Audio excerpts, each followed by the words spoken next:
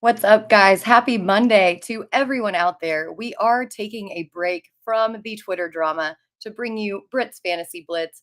I, of course, am your host, Britt Flinn. Thank you so much to my producer, Matt Deutsch, always making everything run completely flawlessly.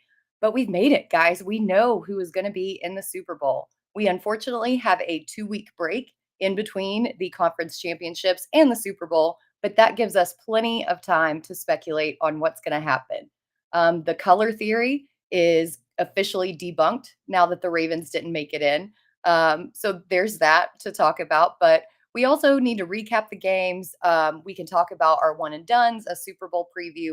We've got plenty to talk about here. Thank you so much for joining us. And I already see Mile High Luke in the chat with his prediction coming true. Love to see that with Spags being the Lamar killer. And he absolutely was. And we will get into that. But while you're in there, make sure to like and subscribe to this channel and throw in any questions or comments that you have, and we'll get to them throughout the show. But let's just go ahead and jump into the Chiefs at Ravens. This was one of the most anticipated games of the not even postseason, but the entire year. And the big story after this game was Kansas City's defense. The margin of victory across the season for the Ravens was 11.6 per game, which means it was 197 on the season. But the Chiefs held them to just 10 points over the entire game. They sacked Lamar Jackson 4 times. Charles Omenihu got a strip sack. There were big plays all the way around for the defense. Now, they did open up Zay Flowers for a couple of big plays, and they were the kind of plays where you were watching and just like, how did he get so open? This kid, as a rookie, is very, very good, and he will be good for a long time. But that said, he did hurt his team a couple of times on some kind of inexcusable plays. I get it that the fumble in the end zone on the goal line happens. That was just a very good defensive play to knock that ball out. But the taunting penalty was pretty inexcusable. I mean, I get that he's a rookie. I get that he's excited. He made a big play for his team, but you have to be professional and play by the rules there. You've got to get your emotions in check. And that could have been one of the big factors as to why the Ravens lost this game. Now, on the other side of the ball, Travis Kelce just bodied the Ravens defense. Going into this game, they had only allowed an average of 4.8 receptions to the tight end position, and Kelce had damn near that in the first quarter. He finished the game with 11 receptions for 116 yards and a touchdown. He went complete beast mode. Travis Kelce in the playoffs is a different beast. And I will say I was a little bit down on him because we hadn't seen, especially at the end of the season, what we were used to seeing out of Travis Kelce. He clicked that mode on when it went to the playoffs, and he's just been absolutely clutch the entire postseason. Now, on Lamar Jackson actually had a decent day passing. He finished with 272 yards, one touchdown, and one interception. And it did take him a little while to get there. I think he only had 68 yards in the first half, but they almost had a chance to make a move. And again, it was those big penalties and miscues by Zay Flowers that really hurt them and sealed the deal. He only had 54 rushing yards, so the Chiefs defense did do a good job of containing him in the running game. And we talked about it last week. That was the number one thing that the Chiefs had to do was contain the run. Not only did they contain Lamar Jackson, but they contained the entire Ravens backfield. Only 81 total rushing yards. Now, talking about Zay Flowers, I do have to give him, well, his flowers here. He accounted for 115 of Lamar's 272 passing yards, and the rookie balled. There's nothing else that you can say. I don't think that the Ravens would have been anywhere close in this game had he not played as well as he did.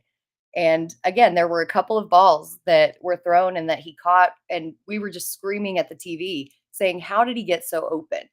Despite those mistakes, despite those miscues, those little just penalties and mistakes that he made, he has a bright future. And we're going to be seeing a lot of him over the next few years. Now, for the Chiefs, Isaiah Pacheco wasn't extremely efficient. He only averaged 2.8 yards per carry, but he still put up 68 yards and a touchdown. And that was exactly what he needed to do to help his team move the chains. MVS also made a couple of big clutch catches, and he was much maligned throughout the course of the season for all his drops. But it was great to see him actually make those big catches after he made some costly mistakes earlier in the year. And I kind of think that it was almost like Kansas City was saving everything up for the playoffs. Patrick Mahomes, how can you count against him? Mile High Luke mentioned Spags, but I think we have to talk about Patrick Mahomes. He is 14-3 in his playoff career, which is an absolutely insane stat. And it's time to stop counting him out in the postseason. It's very, very difficult to bet against Patrick Mahomes and the Chiefs. And both defenses did play really well. It was only, very low scoring game. The under hit easily, but the Ravens just didn't have enough balance on offense to get the game done. And I think Luke brings up a great point. Lamar has improved as a passer, but he can't consistently deliver from the pocket. I also think that Lamar only has one speed as a passer. It's like a dart downfield. There's no touch, there's no finesse. It's either a short pass to Mark Andrews or it's a downfield bomb. And you've got to have a little bit of some middle ground there to consistently produce here. It didn't help, obviously, that Mark Andrews went out, went to the locker room early on. Big, big blow, especially after he came back and they were saving him for this game, but it is what it is. I still see a bright future in store for Lamar Jackson and all of those young players on the Ravens offense, but man, you just can't count against the Chiefs. But now for the nightcap, the Lions and 49ers. This was a tale of two halves for sure. But before we talk about anything that went down on the field or during the game, we have to talk about Dan Campbell's decision to go for it not once, but twice. That decision in the fourth quarter was the worst of it. You have a chance to tie the game with a 43-yard field goal. And while there is no guarantee that Badgley would have made that, there's a good chance that he would have. And by doing that, you gave the defense a better field position. You kept the game in reach. It was just really bad decision making. It kind of was eerily reminiscent of what happened in the Dallas game. Now, if you don't remember, Dan Campbell should have or could have taken the extra point, but instead he opted to double down and take that 2-point conversion, which didn't work out in his favor. It's a fine line and a fine balance in being aggressive and just having hubris. And that's the line that this decision crossed. I think that biting kneecaps was just a little bit too overblown in that situation. You have to do what's best for your team. And in that situation, it was definitely not. Jerry also mentions 2 weeks in a row that the Niners were on the ropes. And that's exactly what it is. The Niners have blown out their opponents, much like the Ravens have done. But in the postseason, they've won by a combined 6 points. They're not this powerhouse team that they were all regular season. And I'm not so sure that they're going to be able to contain the Chiefs, especially how well they've been playing. We all know that the 49ers did rally from that 17-point deficit at halftime. They came back and won. They showed a stat, I believe, saying that the last time that the Lions won a playoff game was in 1957 against San Francisco, and the score was exactly the same at halftime. It's just very, very interesting if you're into narratives like that. I thought that it was fun seeing all these historical numbers. Also, shout out to the guys and girls doing the research for that because I don't know how deep you had to dig to get that stat.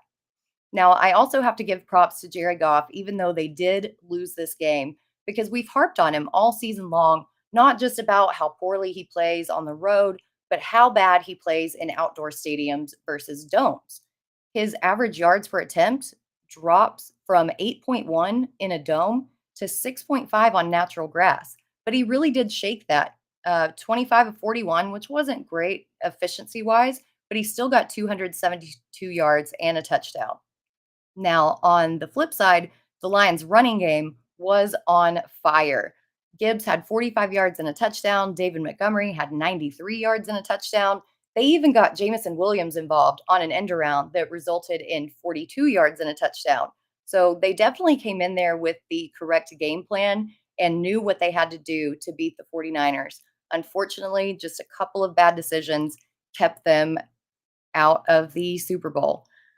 Sam Laporta continued doing Sam Laporta things. I think we need to put this rookie tight end narrative to rest, especially after this year. He had 97 yards and 9 receptions. Amon-Ra St. Brown, a little quiet by his standards, but still went 7 for 87. Then Jamison Williams had that lone passing touchdown of the day. Now, on the 49ers receiving crew, Brandon Ayuk made a spectacular play on that tipped pass that almost resulted in a touchdown but got called back. The awareness to have the defender tip it, to kind of juggle that ball in the air and still come down with it and get up and run, it was incredible to watch. Now, it didn't matter that he didn't get that touchdown because a couple plays later, he ended up getting the touchdown anyway. And I think that that was really the difference in the game. CMC did CMC things, 90 yards, 2 touchdowns on the ground with another 4 receptions for 42 yards. Can we just hail him as the MVP? Can we put the crown on his head? I know we've got a couple weeks until these awards are announced, but what Christian McCaffrey has done consistently over and over and over, both in the rushing and receiving game, I don't think there's another player like him in the entire NFL. He's absolutely incredible. Now, Brock Purdy also kind of shook off some of the narratives that have been surrounding him as a game manager. 267 with 1 touchdown, 1 interception.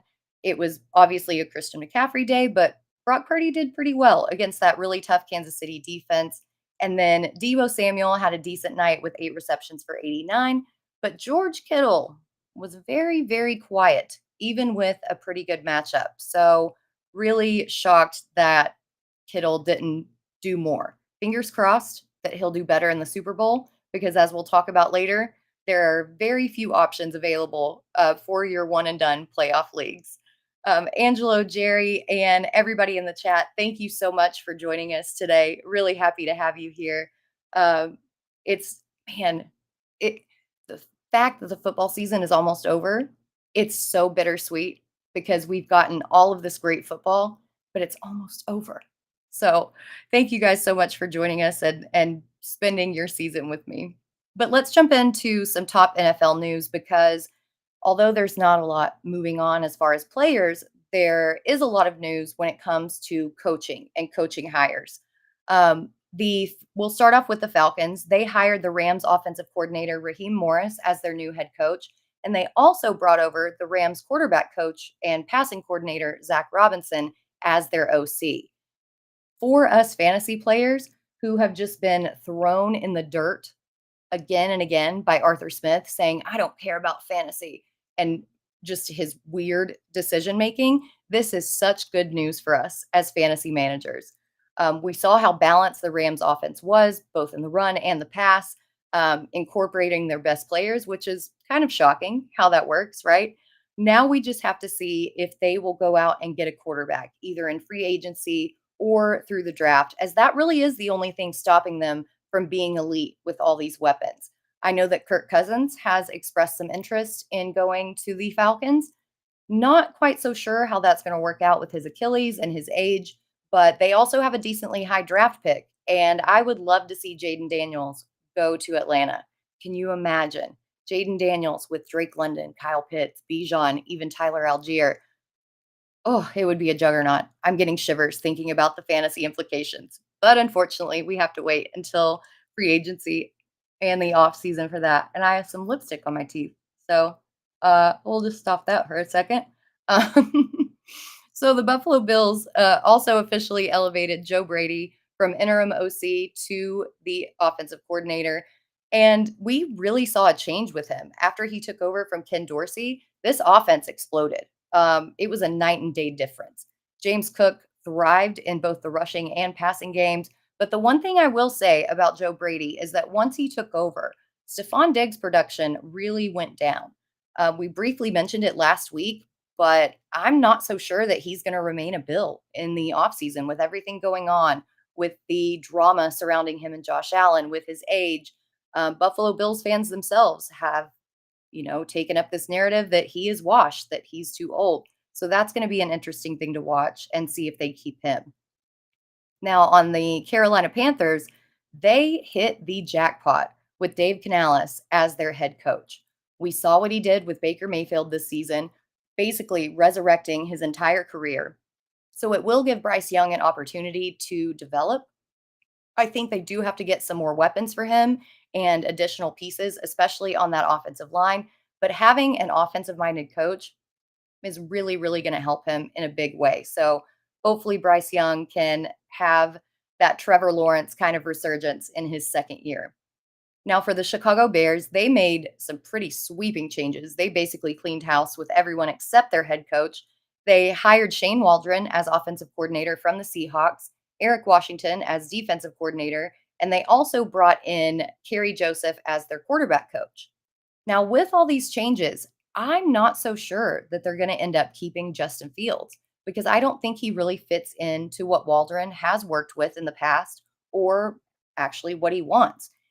Even if Fields does stay, though, it's going to be his third offensive coordinator in 4 years. And I don't really feel like that's setting him up for success. You just, it takes time to learn a system. When the system continuously changes, it just throws everything off. So it's going to be very interesting to watch and see how they work that. And Jerry, thank you so much. I appreciate those kind words today, especially today. So going on to the Cincinnati Bengals, they promoted their quarterbacks coach, Dan Pitcher, to offensive coordinator. Don't really have a lot of analysis here because I really don't know a lot about him. I'm assuming that that in-house promotion is something that they believe in. You know, we saw Joe Burrow and how well he did. Just gonna have to wait and see. Gonna have to do a little bit more research on him to see how that's gonna fit their plan. The Cleveland Browns, sticking in Ohio, hired former Bills offensive coordinator Ken Dorsey as their offensive coordinator. And I actually don't hate this hiring.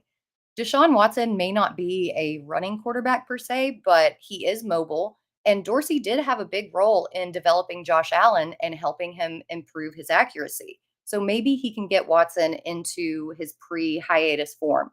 So that's going to be something fun to watch.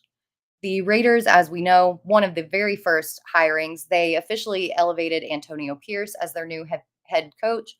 And I love to see this because the Raiders have not been a team that really elevates somebody. They tend to hire from outside. But seeing what Pierce did with the culture, seeing that the players love him, seeing what he did on the defense after he took over, you cannot discount what he did to turn that team around. And I'm really excited to see what he can do with a full offseason on both sides of the ball.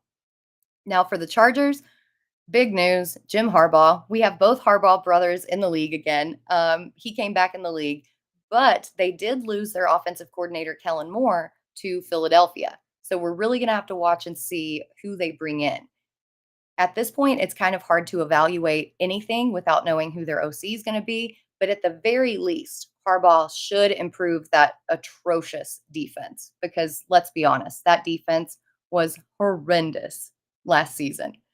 The Patriots, as we know, Jared Mayo, they also need a quarterback, but based on his press conference, he seems to be very much a player's coach. So maybe he can work with what he has. I really liked that press conference with him. It was a very nice change of pace from what we've seen with Belichick giving mumbled one word answers to seeing Gerard Mayo up there actually interacting with all of the reporters, things like that. I think it's the start of a new dynasty in New England. For the Eagles, they get Vic Fangio as their defensive coordinator and Kellen Moore, as we mentioned, as their OC. The thing with getting Fangio, though, I think that there's going to be some talk about some maybe potential tampering issues because it seemed like the Dolphins knew he was going to leave. It doesn't seem like he even got interviewed. He just left the Dolphins and then the next day was named as the defensive coordinator. So that's going to be something to watch. Potentially some drama on the way involving Vic Fangio. Titans hired Bengals offensive coordinator Brian Callahan as their head coach, which on the face of it, I think seems good, but he has a very uphill battle with personnel issues. You've got your quarterback situation with Ryan Tannehill. Are they going to let him leave and roll with Will Levis? Are they going to lose Derrick Henry? Are they going to lose DeAndre Hopkins?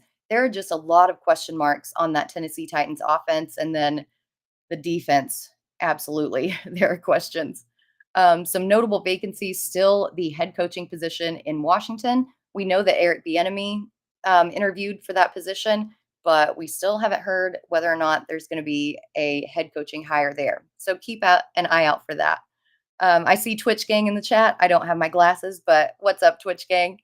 So for some injury news, obviously there are only two teams, so there's not a lengthy injury report to go through. But Chiefs defensive end Charles Omenihu did leave the championship game with a knee injury, and he is set to have an MRI today. Luckily, there are 2 weeks between now and the Super Bowl, but hopefully this knee injury is minor because he did pretty much immediately go to the locker room. So fingers crossed he'll be ready to go. It's not such good news. Starting guard Joe Tooney for the Chiefs is apparently unlikely to play in the Super Bowl due to a pectoral injury.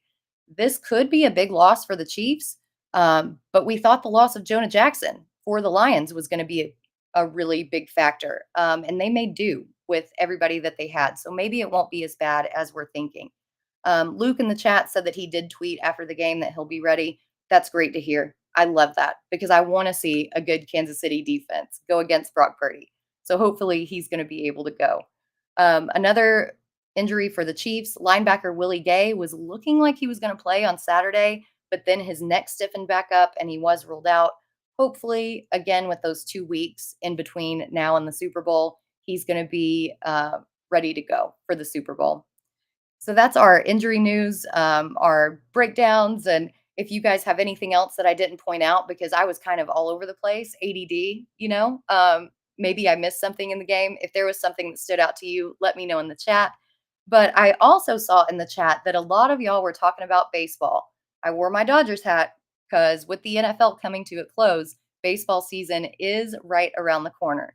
And with that, Fantasy Alarm just released our MLB draft guide, our MLB cheat sheet, and as part of the All Pro subscription, we're going to have all the content for MLB DFS, all of our tools, everything. NASCAR is about to start up, which I'm super excited about. We have one of the best NASCAR riders in the entire industry. So if you're interested in any of that, make sure that you sign up for the All Pro subscription. Go to fantasyalarm.com/win to sign up today and use promo code Let's Go for 50% off of your first monthly payment. I did also look on Sleeper today because you know me, I'm all about the sleeper picks. There aren't any active for the Super Bowl yet, but I will be keeping my eye out for those. And if you haven't signed up for sleeper picks yet, you really need to do it. Sign up, go to fantasyalarm.com/sleeper, use the promo code Vault3, and first time users get a 100% deposit match up to $100. And we've got to make it count. We've only got football for one more game, but there is also NBA, NHL, all of the other sports that Sleeper's got going on. If you don't want to type, just scan that handy dandy QR code on the screen and get it today. I don't think you can go wrong with a 100% deposit match. Um, so with Luke says a link to X and Omenihu speaking to playing in the Super Bowl. Fingers crossed. Okay, that's great. Brad in the chat, Lions fan here. It sucks our season ended like that, but still proud of the guys. Yeah, man, thinking about how bad the Lions were even 2 years ago and what Campbell has been able to do with this team, absolutely incredible. Now, I will talk about his decision making. Again, going for it a couple times and not kicking the field goal. You got to tone down the aggressiveness a little bit, but it's very exciting to see what a great team that they have built. And I have lipstick on my teeth again. This was not a good lipstick day, y'all. So I apologize. So with that said, let's jump into a Super Bowl preview because it is the big game. It's what everybody's been waiting for, what this entire NFL season has been building up for, and it will be the Chiefs and the 49ers. So with the opening line that came out yesterday, San Francisco is favored by 2.5 points with an over-under of 47.5. I kind of tend to think that that may be a little low, but we did see the Chiefs just kind of shut down the Ravens. So maybe it's in line. I need to do a little bit more research on that front. But the Chiefs, man, Jerry, I know your wife is a Chiefs fan, and she's got to be super, super excited because the Chiefs they're headed to their fourth Super Bowl in 5 seasons. And my producer Matt just told me that it is down to 1 point, and the total is 47 and a half. So there is some movement already happening in this game, which we love to see. I love an exciting Super Bowl where there's not just one favorite or the other. So that's very, very good to know. Um, the 49ers do have a long history of Super Bowl wins, but the last time they went in 2020, coincidentally, they also faced the Chiefs, and they lost 31-20. They don't exactly have a great track record against the Chiefs in the Mahomes era. And the last time these two teams met in October of 2022, the 49ers unfortunately lost by 3 touchdowns. And in fact, they have yet to defeat the Chiefs in the Mahomes era at quarterback. So do with that what you will. That said, they do have one of the best teams that they've ever had. They've got 9 players selected to the Pro Bowl. They've got 7 players who earned all pro honors. But the specter hanging over their heads is going to be whether or not Brock Purdy can be a winning quarterback or if he's just that game manager type. In games that they've won in the regular season, we kind of touched on this earlier. They had a huge margin of victory at 19, but in the postseason, they've won by 6 points combined. They somehow keep getting it done, but getting it done and just winning barely isn't going to work against the Chiefs and Andy Reid. We can go on and on and on about their defense, about how good they've been this postseason, even if they're not getting a lot of pressure. But fortunately for them, Brock Purdy actually performs better under pressure than he does with a clean pocket. So dropping back into coverage, I think, could help them neutralize guys like Brandon Ayuk and Debo Samuel to an extent. They are still going to have to worry about McCaffrey, and the run has been something that opposing offenses have been able to exploit against this defense. They are ranked 27th in rush DVOA, so that could definitely pose some problems, especially against an elite running back like McCaffrey. Now, we also thought that the 49ers were good against the tight end, and they really have been all season long. But Sam Laporta torched them last night. And with Travis Kelce playing at the level that he has been playing in the postseason, he could give them some big problems. Now, I am also a little worried about the balance in the running game with Kansas City because Detroit had that tandem of Jameer Gibbs and David Montgomery, but with Pacheco being the only guy, and side note, if he keeps losing his helmet, he's not going to stay healthy. Somebody get this guy a helmet that fits, but I digress. But with him pretty much being the only guy, and CEH being pretty ineffective when he comes in to spell Pacheco, it could pose a problem as far as the offensive balance goes on this team. So let's look at some defensive metrics and numbers, super fun stuff. San Francisco is fourth overall in DVOA, fourth in pass DVOA, and 15th in rush DVOA. Kansas City's really close. Steve Spagnuolo has really got this defense dialed in. They're seventh overall in DVOA, fifth in pass DVOA, but again, they're 27th in rush DVOA, and that really concerns me. Now, on the offense, San Francisco is first across the board in total DVOA, first in pass DVOA, and second in rush DVOA. Kansas City doesn't really fare as well, but take it with a grain of salt as they have been playing a lot better in the playoffs. And again, I've seen it in the chat, not quite sure who posted it, but it's very hard to bet against Mahomes in the playoffs and in the postseason. Overall on offense, they're eighth in total DVOA, eighth in pass, and 16th in rush DVOA. So based on these numbers alone, it does look like the 49ers have the edge. But from what we've seen in the playoffs, I do think that this is going to be a lot closer than we think. And as our producer Matt pointed out, the movement has already kind of flipped a lot in favor of Kansas City. Look at the Ravens and what Kansas City was able to do with them yesterday. The Ravens were second among all playoff teams in defensive pressure, but Mahomes' ability to just scramble and get out of potential sacks was amazing. There were a couple of times where I thought for sure he was going down, and he looked, to say an Arkansas colloquialism, he looked like a greased pig. and nobody was able to catch him. He just slithered right out and then scrambled and got the ball out or gained it with his legs. I do think that he faces a similar situation against the 49ers. And as good as their pass rush is, I don't think that they're going to be able to bring him down as easily as they have been other quarterbacks throughout the season. Now, on the Chiefs side of the ball, they're not really great at creating pressure. They rank next to last, actually, out of all the postseason teams at only 16.3%. But I do think that that helps them drop back into coverage and defend passes.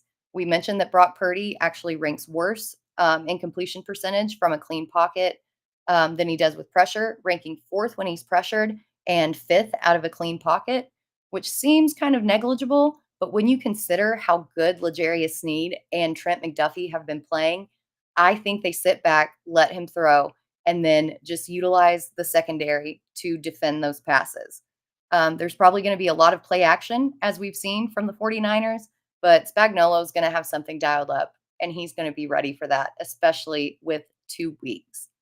Now, with that said, we do have our one and dones, and it has come down to the final week of one and dones. And I wrote in my notes with some parentheses saying, I'm screwed, haha, because the guys that I have left seems like it's going to be very, very heavy on San Francisco because I don't think that I have enough Chiefs, especially the big playmakers of the Chiefs left to play.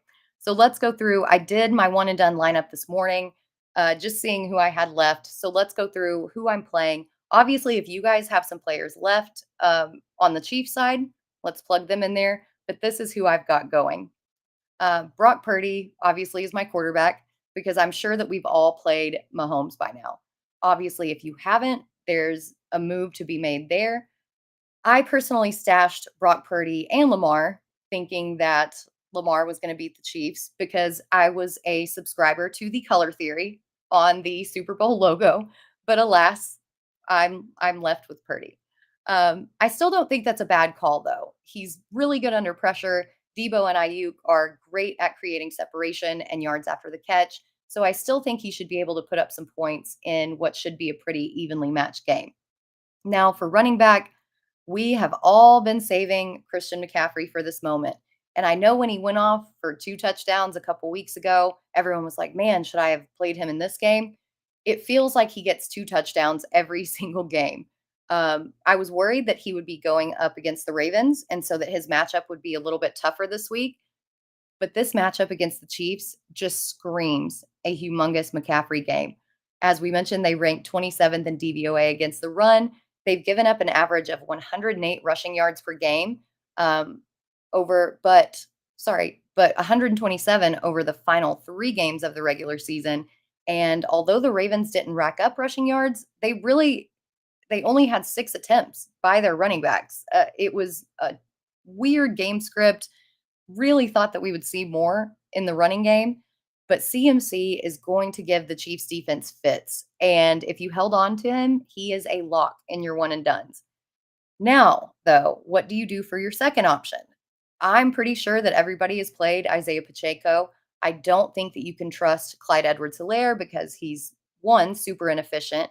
Two, he just doesn't see the field that much. So I'm willing to take a chance on Elijah Mitchell. Trust me, I do not feel good about this, but even though he doesn't play a lot of snaps, he did get that touchdown and he did spell McCaffrey a couple of times. So I do like him more than CEH for my second running back. Like I said, it's going to be very, very 49ers heavy. For my wide receiver, I've got Debo Samuel and or Ayuk. I already played Ayuk because I wasn't sure if Debo was going to play this week, so I went ahead and stuck him in there. But Debo is my number one receiver this week. I'd also be willing to take a chance on MVS, as pukey as that is. He is a deep threat, and although he has had some issues with drops, he is a big play waiting to happen at any given time. And we're low on options here, people. We're low on options. If you saved Rashee Rice, by all means, please put him in your lineup. But right now, for me, it's looking like MVS. Now, for tight end, it should come as no surprise to anyone. I'm going to go with George Kittle, obviously sticking with the 49ers. If you have Travis Kelce by some miracle, absolutely go with Travis Kelce. But I'm willing to bet that he is long gone at this point in your one and dones. Now, the Chiefs are very good against the tight end, only allowing 40.9 yards per game, but we just have to hope that Kittle breaks off for a big catch or two. We're not going with him because of his PPR, because of his targets.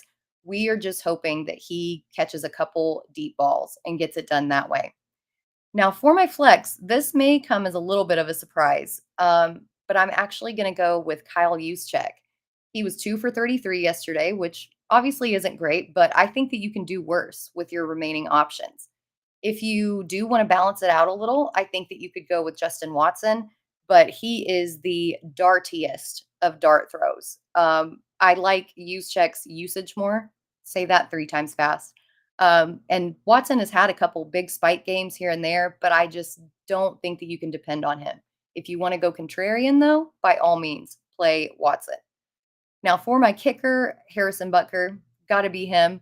I actually used Moody yesterday because I was thinking that Justin Tucker was going to be available. That was an oopsie on my part, but I still think that Butker is going to be just fine. Now, for defense, you guessed it. It's going to be the 49ers. I already played all my Chiefs. Ravens are gone. They're out of it. Um, I have to put a lot of hopes and dreams on the 49ers to get past in this one and done, but that's part of the strategy and part of what makes playoff fantasy football so fun. Jerry in the chat says you have all the Chiefs plus CMC and Debo. Jerry, you are good to go. You have options, and I love that for you. Do you still have Kelsey? I want to know if you have Kelsey and Rice. Let's light this thing up, baby. It does say that you're 64 points behind, but with those Chiefs, where I think everybody else has already used them, that could give you a really, really big advantage in that one and done. Holding on to them was the move. So congratulations on that. Mile High Luke in the chat says, can Brock Purdy beat Mahomes? It's a tough pill to swallow, and I don't see it. I don't necessarily think that Purdy can beat Mahomes. I really think that this is going to be on McCaffrey's back. I think that Purdy goes back to that game manager role type situation. And as good as Kansas City's defense is, it's we're going to see vintage Christian McCaffrey and the same thing that we've seen all season long. Yeah, Jerry, you do have Kelsey and Rice. Hell yeah, dude.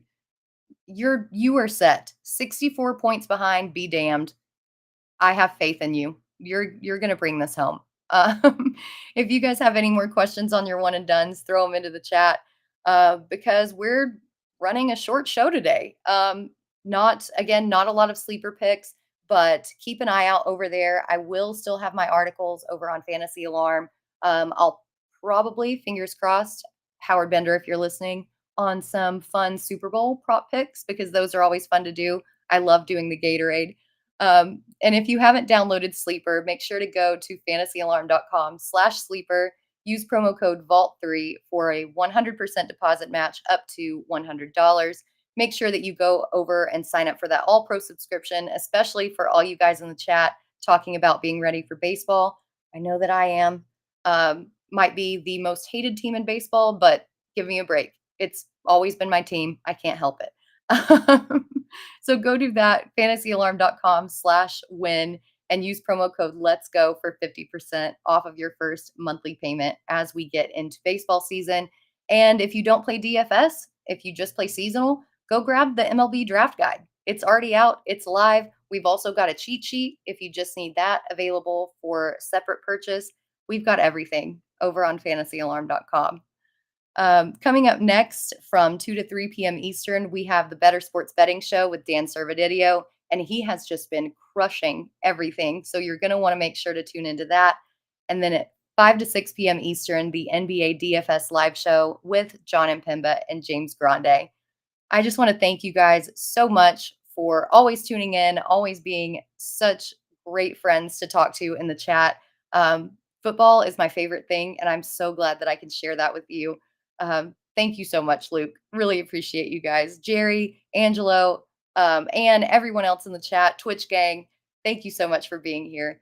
We'll be back next Monday. We'll have a little bit more information to break down about the Super Bowl. And It's gonna be man, we finally made it, guys. So until then, thank you so much for joining us. I'll see you next Monday, and as always, thank you for getting blitzed.